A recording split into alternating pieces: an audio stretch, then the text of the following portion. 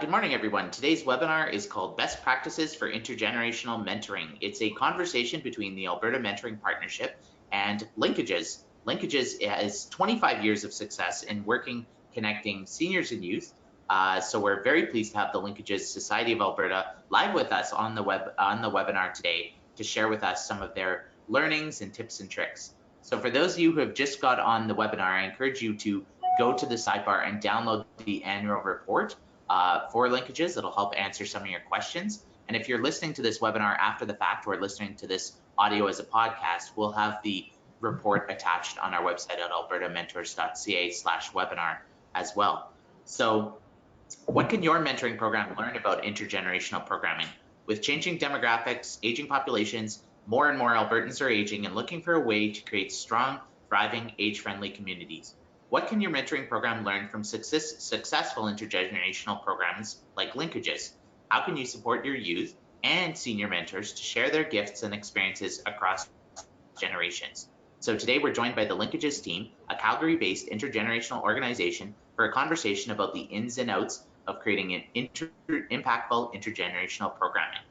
So we encourage you to sign on to albertamentors.ca and look at our other resources that will be complementary to this webinar, such as our Start a Community-Based Mentoring Program Toolkit, our online mentor training, our specialized resources for youth in care, Indigenous youth, refugee immigrant, newcomer youth, and many others. Our next webinar is on Monday, July 15th, and we'll be talking about youth workplace mentoring, how you can increase relationships with businesses in your community to ensure that youth can be served in the workplace, and you can build strong relationships, not just for the youth, but also within your businesses and corporations who are supportive of great outcomes for youth in your community. So we encourage you to check that out. It'll be Monday, July 15th at noon. So we'll be running lunch and learn webinars all summer. The best way to learn about them and to sign up and to watch them, review them, is visit albertamentors.ca and click on our newsletter. So before we get started, we just want to launch a quick poll. So we're going to ask you on the webinar today, are any of you currently running intergenerational programs? So it could be a mentoring program, it could be a different type of program. We're just interested for our presenters in what sort of a baseline of experience we have listening today.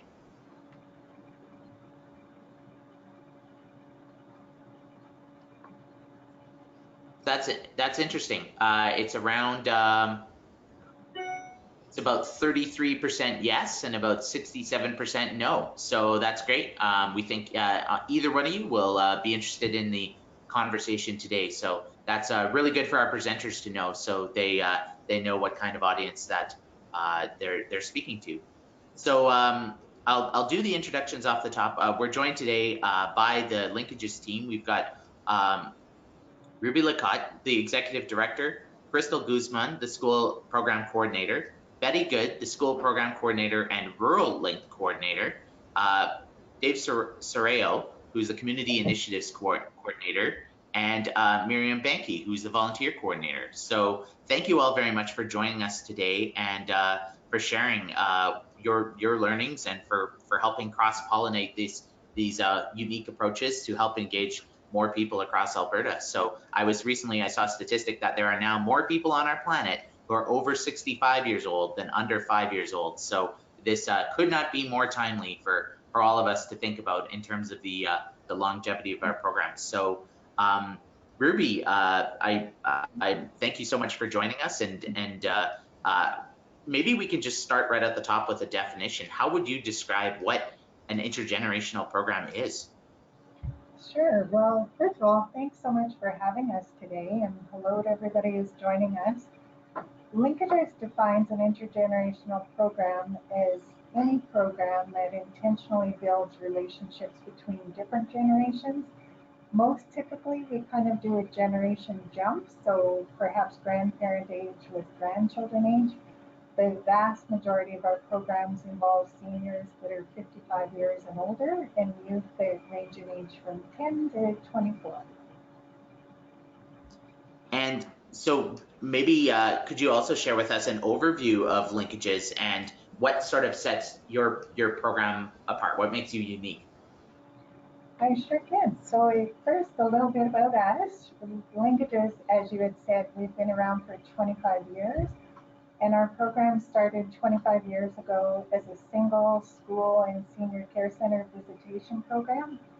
And it's grown and evolved over time. We now have 15 school and care center programs that my colleagues will talk about, and community programs running in 5 different neighborhoods of the city, doing a variety of intergenerational programming.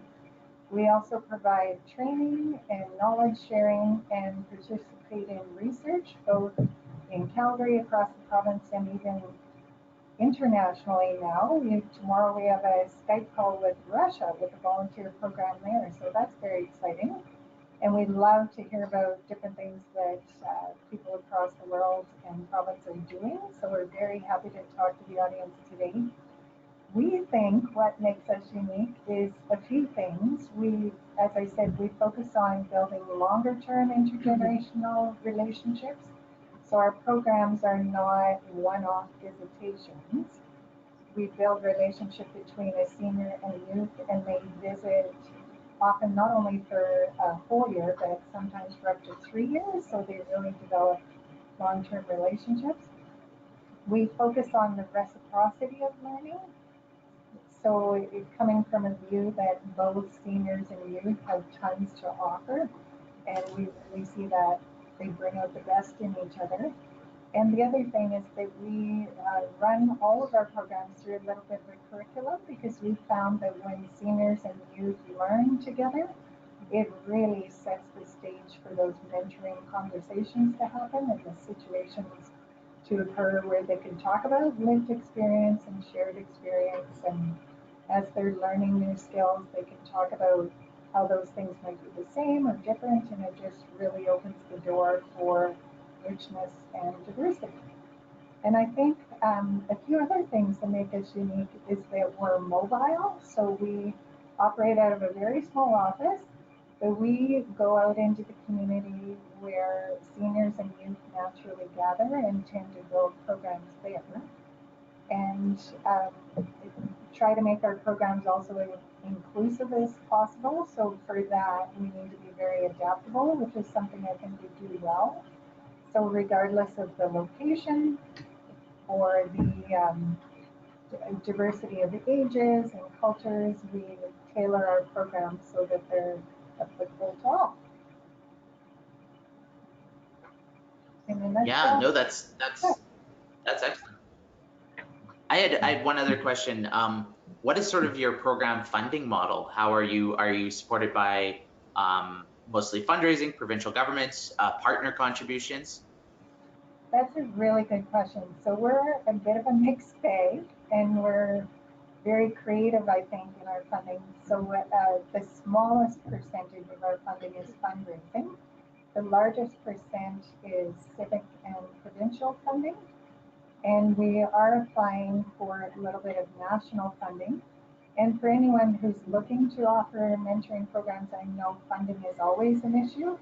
But one of the things that I think mentoring is absolutely amazing for is that it helps to meet indicators around mental health, around education, around wellness, inclusion, and all of those things. So if you can kind of think with the mentoring lens, you really fit in a lot of funding buckets, and so that's really opened the door for us to expand our funding base. Yeah, no, that's great. And for anyone who's following along, if you want to check out their website, it's www.link-ages.ca. So you can check that out and see more information as our presenters are sharing today.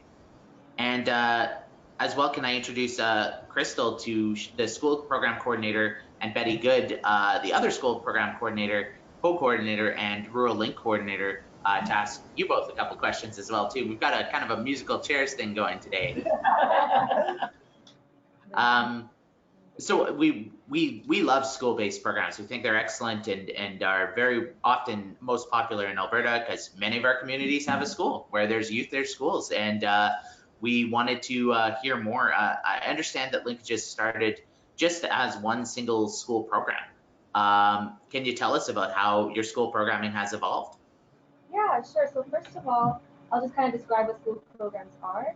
They're a type of intergenerational program that are designed to create friendship, skills, and ultimately long-term relationship between the two generations, the seniors and the youth. The goal is for youth to kind of build their skills, both interpersonal and interpersonal, through communication. They build their self-esteem, things like that. And the goal for seniors is to kind of have a purpose in their life. They feel more valued as they're mentoring youth. They feel like they're adding on to somebody else's well-being. So the mentorship really goes both ways in that in the school programs, the youth teach seniors skills such as digital skills, and then the seniors mentor youth throughout giving advice and just being there for them. So as you were saying, yeah, LINKages started with one school program 25 years ago, and we now have 15 school programs across the city with kids as young as 10 years old in grade 5 up to grade 12 in the school program specifically. And what we do, Betty and I, is we go to schools to recruit the students.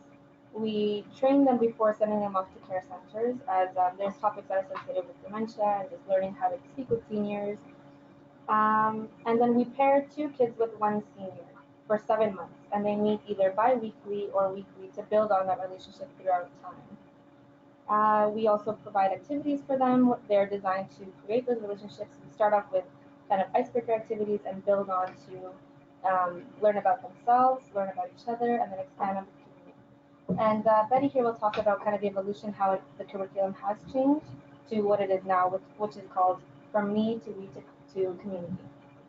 Okay, what we used to do is our focus was just during the program, the students and the seniors would have fun. It wasn't going to be like school or a classroom. So the focus was, as long as they have fun, everybody's happy. But then we realized, okay, we've got a lot of outcomes that we want the seniors and the youth to have. So we looked at all the outcomes, and then we designed our curriculum intentionally. So now, instead of just having fun activities, we do try to make them fun, but they are, and they're very interesting and they're intentional. So Crystal said, me to we to community. So for example, at the beginning, our activities are focused on helping them to get to know themselves and each other, and then how to be sensitive towards each other and how to care about each other. And then from there on to community. And so how can they impact the community, and how can they think about the community? An example of that is, well, first of all, you think of residents in long-term care centers, how can they impact community? And one way they can do that is just by impacting the people around them and their staff. And also some of them, they do go out into the community. But one example of one activity that we did, we have an organization in Calgary called Brown Bagging for Kids. And they make lunches for children in schools that may come to school without a lunch. And so what we did in all of our programs, one of our activities was they had each participant had a brown bag, and they had to decorate it and then write a little note of encouragement to tuck inside. And then Crystal and I delivered them 400 plus to the organization, and then they put their lunches in the bags and the students received these bags. So that was one of the favorite activities among the participants because they knew that they were doing something for somebody else. Yeah, that's great. Yeah. I had a question about evaluation. How do you in your school programs, how do you sort of evaluate success? We have feedback. We call them pre and post surveys, and we give the pre-surveys to the students, and then at the end of the program, the post surveys. So we actually get a lot of comments, and the way that we word the questions, we find out from the youth if they have received some benefit from the program. And the feedback is very specific. And then at the end of May, we also give feedback forms to the seniors. And so that's how we gather and measure. And that's how also our programs evolve. The kids, the youth, and the seniors give us ideas, what worked, what didn't work, and that's how we kind of make our programs better without. Yeah, that's great. And to clarify, is the programming taking place in the school or in the community or both? And if so, how do you manage transportation challenges? Okay, because we go to the care centers. First of all, we go to the schools and recruit the students, and then we go to the schools and we do sensitivity training so that they understand more about seniors and how aging works. And then once we've done all that, then the students go to the care centers. And we provide busing if they need busing. Some of them are close enough to walk. Some of them are after school, so we provide busing to the care center, and then the parents pick them up where they can. Oh, that's good to know. That's a question we frequently get about sometimes just the logistics of moving people around. It would be too difficult to move the seniors to the schools because a lot of them are in wheelchairs. But having said that, one of our programs, the school has a spring tea. And so the care center hires the Calgary Transit, and they take all of the seniors who are in our program to the school, and then they perform for us and offer tea and cookies. It's really nice. Could you tell us more about the sensitivity training, what that looks like, and what sort of topics you cover? Okay, we talk a lot about what it's like to age. So we have a training package. It's okay, you're over there. We have a training package where we give them rubber gloves that have duct tape around the fingers or the thumb. We give them, dollar store glasses with markers or tape on them. We put cotton in their ears. We give them a pill bottle with a candy inside, and then they have to try to open this pill bottle and also read the directions on it. And so it gives them an idea of what it's like as people age and they can't hear very well and their eyesight is not as good as it used to be. They may have arthritis or joint stiffness. So we have activities like that. We have another one where they actually imagine that they experience loss in their lives, and that relates back to the seniors that they will engage with, and they've lost a lot in their lives before they end up in a care center. And we have another activity that helps them to understand how the processing in the brain slows with age. And the activity that one is really impactful, helps the kids understand that. Yeah, that's I think really I think that's really good for all of us to consider and to know. So thank you for sharing. Dave, we had a couple questions for you as well about evolving from school programs. Oh, the musical chairs again. We're coming in, new one. Hi, Dave. Yeah. So the community programming that you do, can you talk about that and maybe how it differs from the school programming and how you manage some of the logistics of that as well? Yeah, absolutely. Well, because school is our flagship, one of the big things that we learn a couple things from them. Obviously, with the big thing from care centers, we learn a sense of empathy. Students get that. There's a connectionness because it's a full year, 2 semesters that they kind of go through that program and they start becoming connected, which helps them with the 2 things that LINKages really tries to deal with, which is bias of ageism and social isolation. So the more they feel like they're connected to kids, the more they like kids, the more they feel they purpose and not so segregated from that, which is kind of a really neat thing. And I'm sure as everybody else is watching, one of the biggest things is relationships. Everybody knows that as you gain relationships, you feel more comfortable and more secure and safer. So trying to put that into the community, we recognize that we're not dealing with 18-year-olds that are looking to help seniors at their last point of life. We're looking at seniors that are very active we're looking at students that maybe have more of a vulnerable need. And so those different categories really changes the dynamic of the programs we're trying to do.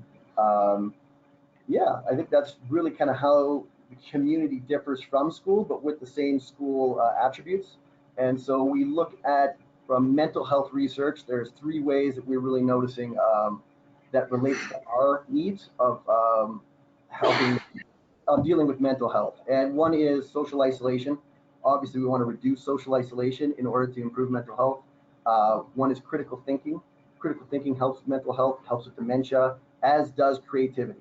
So a lot of the programs we try to design are built on those things, whether it's a leadership program or that we're doing critical thinking about self-esteem and socio-emotional, which are really neat because you would think that the seniors mentoring the students would be the ones that know these things, but a lot of the students probably grew up with a better awareness of self-esteem and self-care that seniors never had. So even though it'd be a mentorship on the kids being vulnerable, the reaction was actually that a lot of the seniors learned that maybe their communication skills weren't as good as they thought they were because they just grew up with people that yelled at them. So they just thought that's what they should do. And knowing that there's different ways to communicate was really surprising. So you'll find those things in community programs where it isn't as linear. If this person's helping this, it's a lot more of a mix. The relationships grow, and we really try to focus on geographic. So we want to know that the senior and the kids are kind of close in proximity, so they become neighbors and they become more comfortable with their neighbors,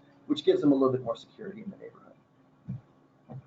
Yeah, that's a really good point, and I think it would be a very intuitive way to help set up the program. Can you tell us about how you choose which community or which communities to work with? How do you sort of triage? Yeah, that's a pretty good question. That's always a tough one. Most people that are trying to build a program for intergenerational usually have one. So you would be a teacher that has a school. So you already have a group of youth and you're trying to pair that with a senior. I find that communities that have lower income, they probably require a lot more community service. They're more used to that. As we get richer, we kind of create our own islands. So those higher economic communities probably have a harder time with isolation, the fact that they feel more comfortable being alone as you have more money and you need less. So lower income communities I find are really good in the fact that more people are interested in creating community things because they have higher needs and they recognize they need people more.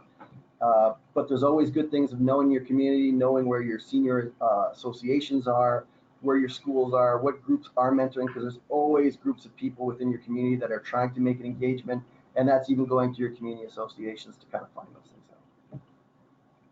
So you work with the Federation of Calgary Communities? We do.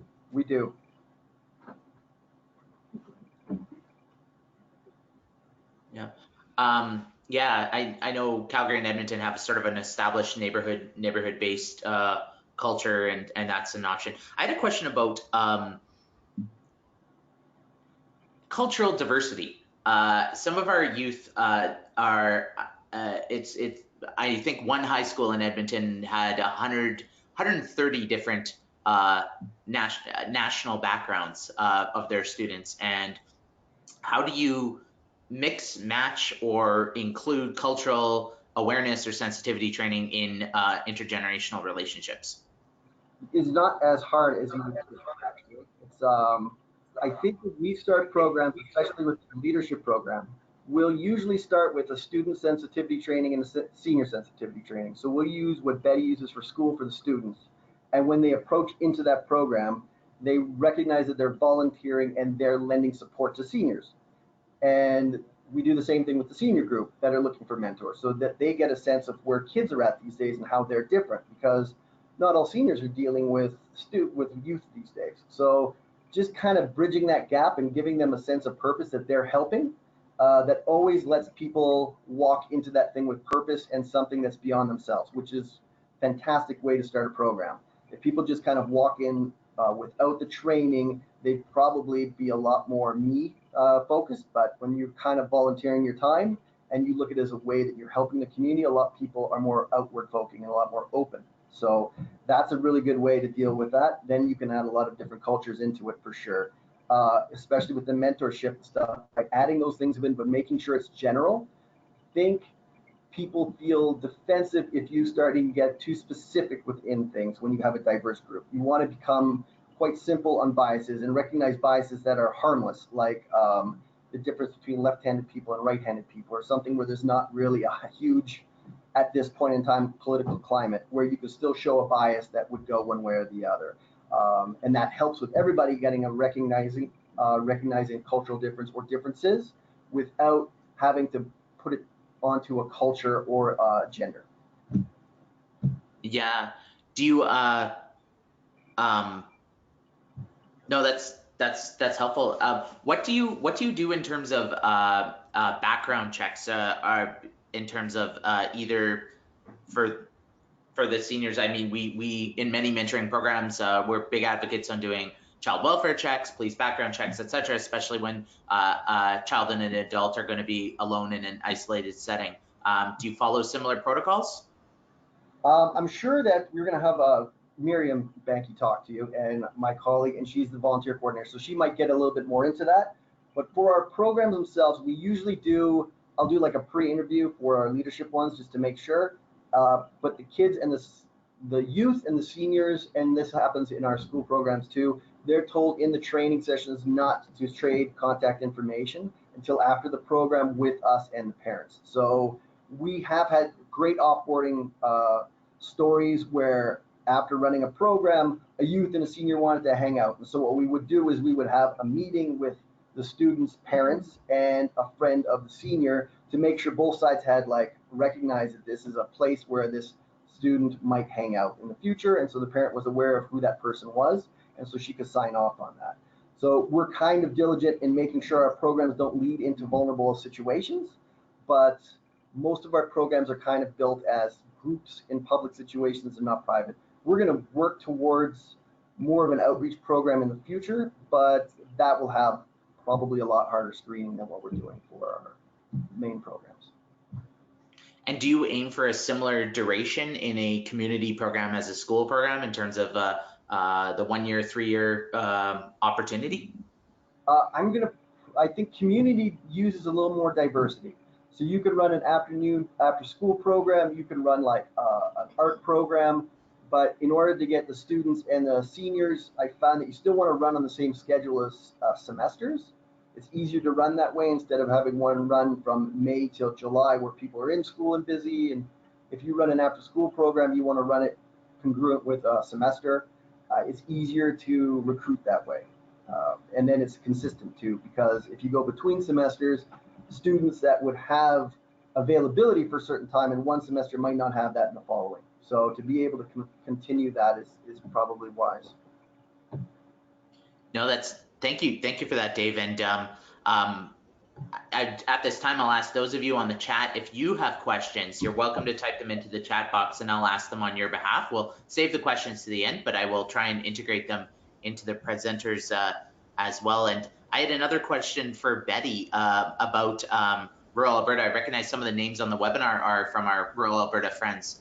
And I know we get questions about, especially in rural areas, how do we get programming started? And so Betty, can you tell us about how I see that LINKages is moving out of Calgary into some rural areas as well too? How are you managing that expansion? Okay, so initially, or in the past few years, we've been asked to go to rural areas like small cities or towns and do training. So we go and kind of train the trainer and explain to them, take them through a day of workshops about how to do their own intergenerational program. And one that we did last fall, somebody said, we want to be a LINKages chapter because it's really hard on your own without anybody, helping you to just kind of start this, especially after they'd seen what we did. They thought, well, if they can tap into what our knowledge and our experience. And so we got funding for a rural link program. So what we do now is we're just we're just starting.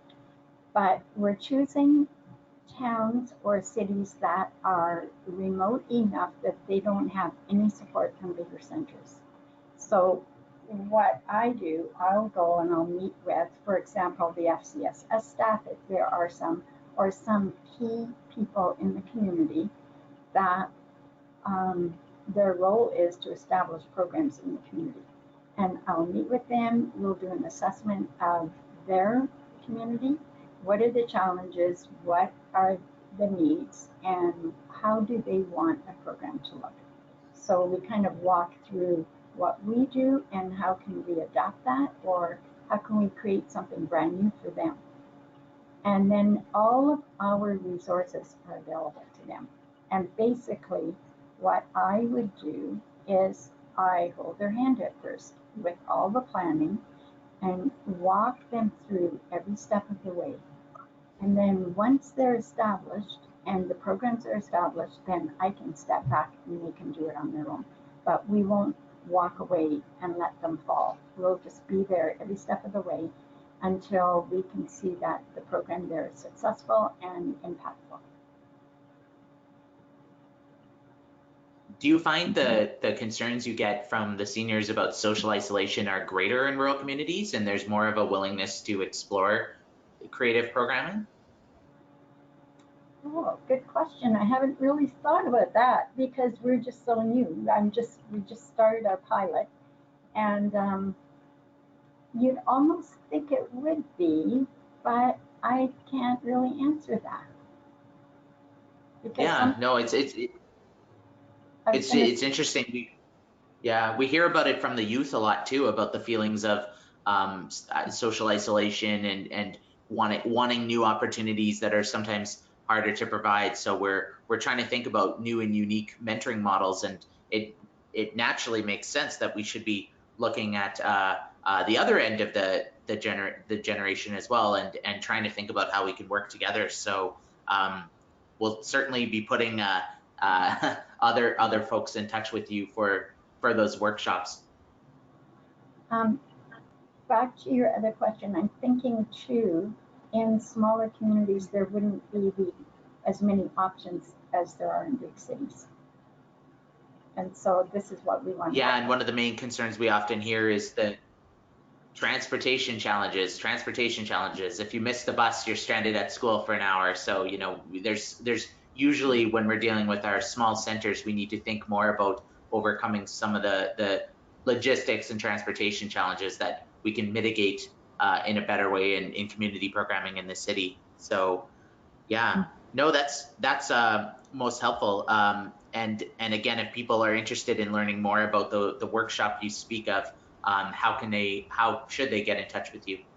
Oh, we've got contact information, so just email us and say you're interested in a full day of training. We'll get back to you, and then we'll contact you and talk about what your needs are and how we can arrange something.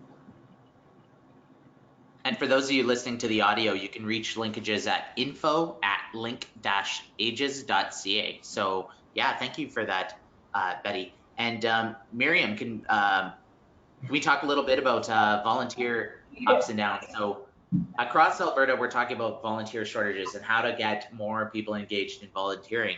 And also on the flip side, we're talking about aging demographics and more Albertans entering retirement age and healthy and happy and living longer and looking for a shared purpose and a way to give back in their communities. So it seems like you would be the busiest person in Calgary. How do you and what is a really small team at LINKages support all of these different programs? What's your secret sauce? The secret sauce. Well, yeah, it's always, again, I'm always so amazed by the interest and energy that comes from volunteers here in Calgary. I find that there's I don't have exact numbers, but a huge amount of really interested volunteers that step up to a whole bunch of different opportunities here in Calgary, which is really great. I know for us, it's invaluable, the hours and the care and the time spent by our volunteers. And we really couldn't do these programs without them. Just looking at in 2019, we have over 1,400 hours of volunteer service.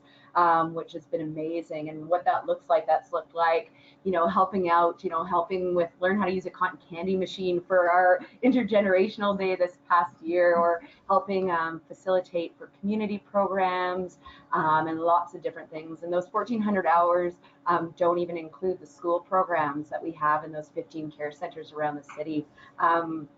So definitely we couldn't do the amazing work that we do without those fantastic volunteers. Yeah. Where do you, what do you find is your best, because you're asking for a bigger commitment. It's not just coming out for a weekend to set up tables. You're asking for something quite serious, which is building a relationship with a young person. And what do you find is the most effective pitch that you give? The pitch. Well, it's interesting too, right? So I think that one of the nice things, and I'll get back to it, but one of the nice things is that we do actually have some different opportunities. So we have shorter term opportunities, let's say for special events or helping out with administrative pieces in the office, which are a lot less of a commitment. And then we also, within the community programs, that there's some that are a 6-week, once-a-week duration. So that makes it a little bit easier. But the school programs, for sure, where it is about deepening and galvanizing those relationships, that it is important to find somebody that's going to be able to commit to that year program and be there alongside of them, developing the relationships. So how does that happen? Like, what's the secret sauce? You know what? I'm not too sure. I think that, like everything, I think that building relationships is one of the most important things. And our approach definitely for recruiting and maintaining volunteers is really strength-based, right? So when we chat, we'll put out postings through the channels and communicate with folks. And we take the time at the beginning to really sit down and find what it is that they're interested in and really find out what their strengths are, and try and find a good fit, whether it's in community programs or school programs for that. Yeah, and it's always, kind of in both areas, thinking about the volunteers that come in that are seniors and the volunteers that come in that are youth. It's always so amazing how receptive and engaged and excited they are to participate. It's we've got a nice flow and a nice amount of people coming in, and it hasn't been as tough as you might think it would be, which is great. So makes my job a little bit easier. One of the things you've talked about, I've heard you say before, is talking about how it's a two-way street, and how it's not just the senior helping the youth, it's the youth also helping the senior, and both are expected to share their gifts and both have valuable experiences. So can you talk a little bit more about that, about how you support this? Yeah, of course. So thinking about, in that sort of strength-based way, and creating opportunities where people can share their gifts and their experiences and their expertise. I think that we create a really rich volunteer culture in a few different ways. I think that there's one side of it where we provide a bunch of training. So I know that some of the team has talked about the sensitivity training that happens, but I think that there's also more ways that we provide training to empower volunteers. Thinking about things that we do around providing supports for dementia training. I know that there's some great resources that we've shared with volunteers around aging and mental health, just to support them in those relationships and to have the skills and the tools to be able, and again, for seniors and for youth, to support these programs. One of the pieces that that we do is, again, as we get to know the volunteers and what their interests are, also figuring out what sort of trainings and learnings would be advantageous to them. So thinking about, a volunteer that I met with a little bit ago, and, figuring out how her experience was going, she was interested in having a little bit more training around facilitation. So building within sort of that training process, some opportunities for volunteers to sort of sharpen their tools, so that they can do their volunteer positions even all that much better. So that's one of the ways. I know, and I've talked about it before, but I think one of the really, really important things is just sort of creating space to connect and to get to know each other, and keeping the lines of communication open is always really important. Sort of in a little bit around training, that I think also too that, providing opportunities for volunteers to get to know what LINKages is about. So not only explaining sort of our history and what we've done, but really going in and sharing with volunteers that are interested around our values and our mission, so that they can understand that and understand the outcomes that we are moving towards, and really sort of jump on board with that, realizing that there's such a significant piece in achieving those outcomes. And really also too, having, feeling that connected to the important work that they do. And the last piece too that I think is, is one of the most important pieces to, to create this positive and vibrant volunteer culture really is this, the piece around celebration and recognition. I think it's always so very important to recognize the efforts of volunteers. I say a whole bunch of times where I think that time is the most valuable thing that we have, and what a powerful thing for volunteers to be able to give that to our organization, right? It's a pretty important thing. So we are, always sort of creating a feedback loop where volunteers, and part of the evaluation where we ask volunteers around how they like to be recognized. So I think that's I guess part of the secret sauce. I think sometimes you get into a loop where you're, having volunteer parties and dinners and going bowling or whatever it might be. But I think also the piece of asking is quite vital in that, and asking really in which way, because there's many different types of volunteers, many ages that are coming for different reasons. And, for some volunteers, they might, and their recognition and their, what they want out of it might just be being able to see numbers, right? And the impact and what it looks like in that sense. And they don't want a gift card, they don't want a party, but really that's the thing that's going to fill them up, where they know that they've done a good job. All that said, though, we still like some good parties and opportunities to celebrate the amazing team of people that make all this work happen. Yeah, no, that's great. And we used to talk about the quantifying through mentoring programs, this many students are more successful in school, have a higher rate of academic success, less likely to do drugs and alcohol and maladaptive behaviors.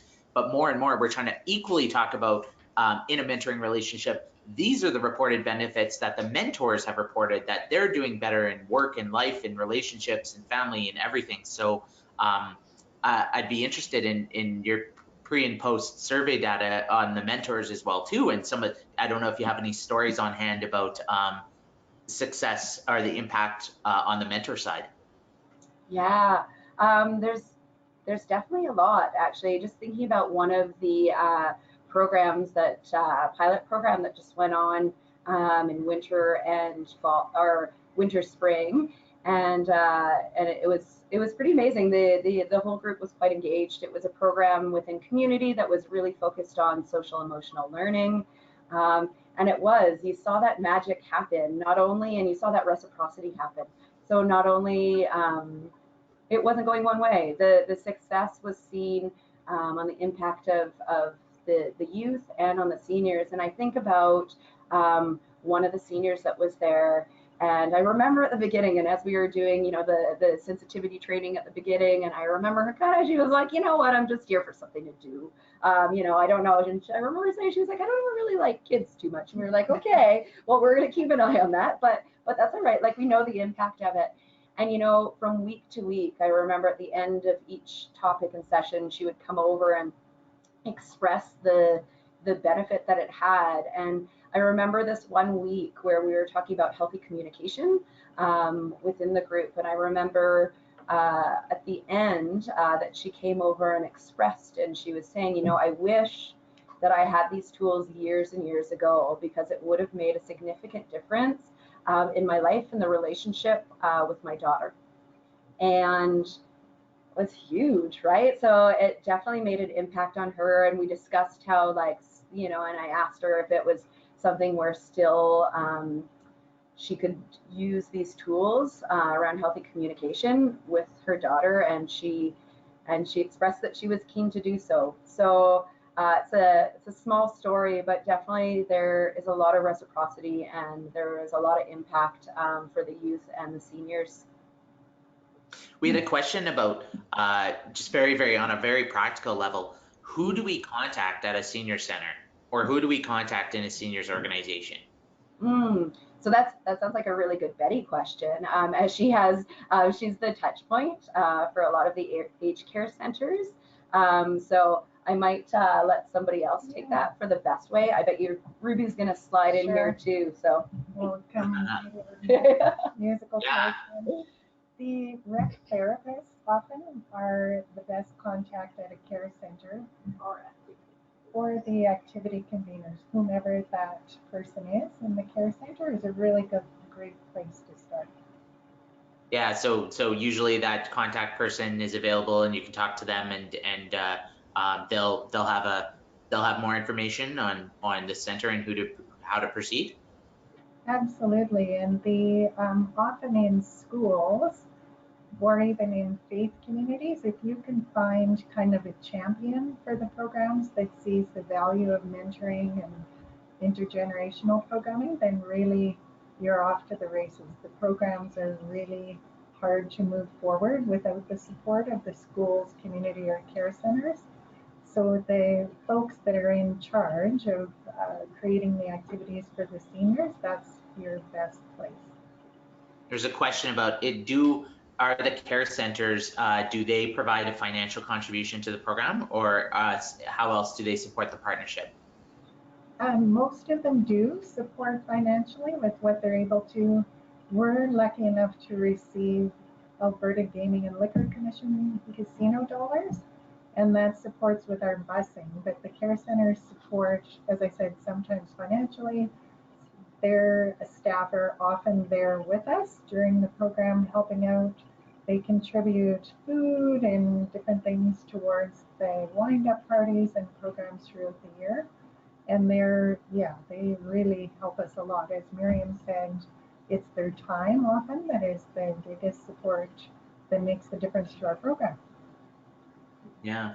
So maybe, so Ruby, one question, I guess, kind of to wrap it all up. We have your annual report. I encourage everyone to read that. I'm sure it'll answer more of these questions. But if you had to, looking at Alberta 10 years from now, where we're going, we see changing demographics, aging populations, more issues around social isolation and dementia, precarious work conditions for sort of the missing middle of families who may or may not have the same time and ability to connect with their elder loved ones. I guess can we talk a little bit more about impact and how do you see your impact currently, and how do you see your impact growing as we move ahead? Sure. I know when you list all those stats, it sounds kind of depressing, but we often say that we have some of the best jobs in the world because we actually get to see the antidote to all of those issues, which we believe very firmly is intergenerational connections.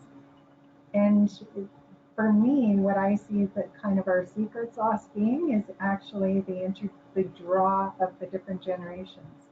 So we find the youth are often more interested in programs that involve seniors than they are interested in peer-to-peer groups. And for the seniors as well in the care centers, we hear innumerable times that they won't go to any of the other programs except ours. So in knowing that there's not just a need, but I think a want that kids are really wanting and missing those intergenerational connections, and so are seniors.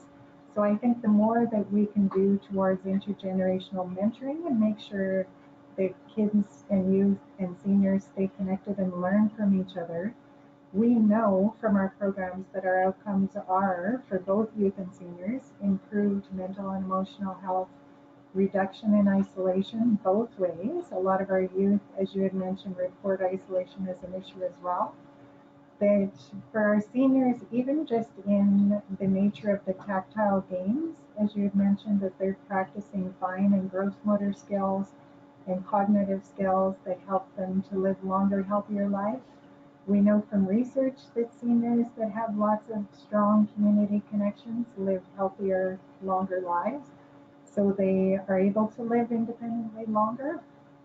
And for kids, it's the same thing. Kids that have strong community connections are far more resilient and better able to kind of recover from adverse childhood experiences. And we see reduction in bias, increase in understanding and inclusion. There's just really, I think the team would agree, I don't think there's a downside to intergenerational programming.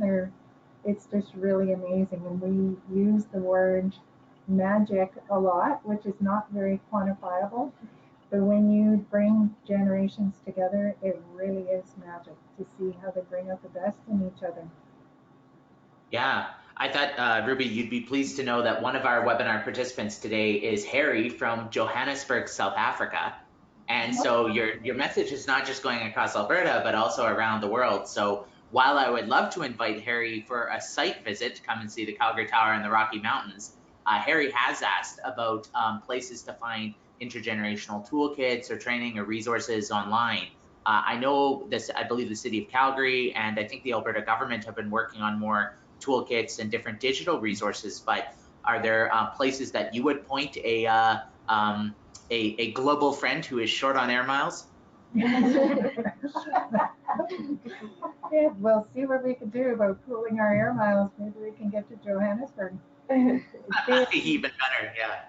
Yeah, I do know that currently we're, the Alberta government, as you had said, is in the process of creating a toolkit that's not complete yet.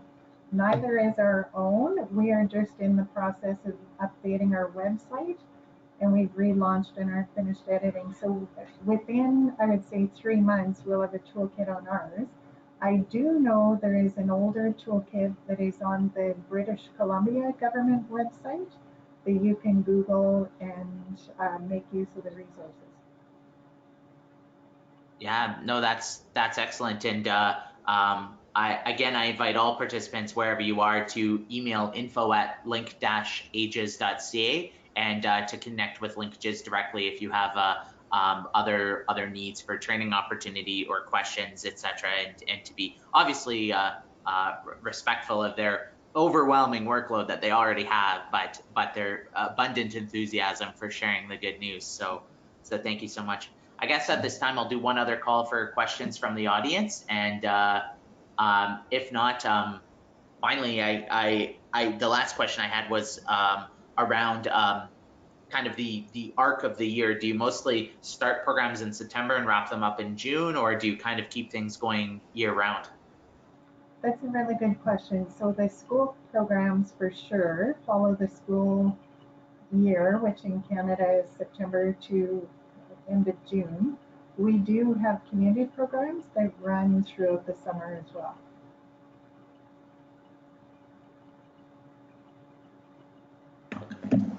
Thank you. And sorry, we have one other question here.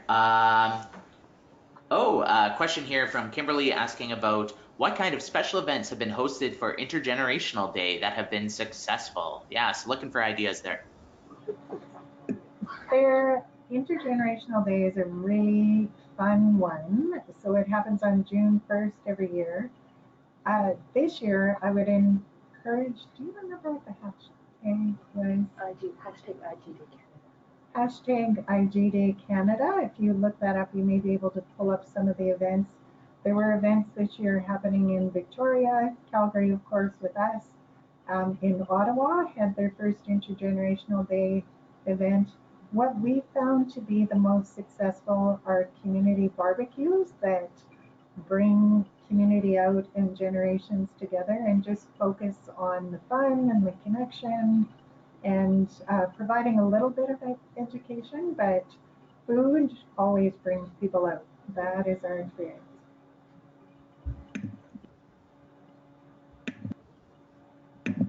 Yeah, I think that's true of all communities. The people follow the food. So yeah, that's great. I just want to say thank you so much to the LINKages team for being so generous with your knowledge and wisdom and for sharing with all of us today. This presentation will be available as an audio podcast on the Mentoring Minute podcast, as well as on our YouTube channel, and we'll be sharing it. We frequently get questions about how to expand and enhance mentoring programs around Alberta, and in particular in rural communities. So hearing the wisdom of working with intergenerational populations, I think, could not be more timely as we look ahead. So thank you all so much for not just coming on today, but for all the work you do for old and young people in Alberta. So yeah, we're very, very grateful for your time. And again, thank you to everyone for tuning in today. And we look forward to hearing what you do to mobilize these learnings. Thank you very much. Well, with that, have a wonderful week, and we hope to see some of you again on Monday for our next webinar on workplace mentoring relationships, how to connect the corporations, faith groups, unions, government centers. How do you get workplace mentoring working in your community? So thanks again to the LINKages team. Have a great week, everyone.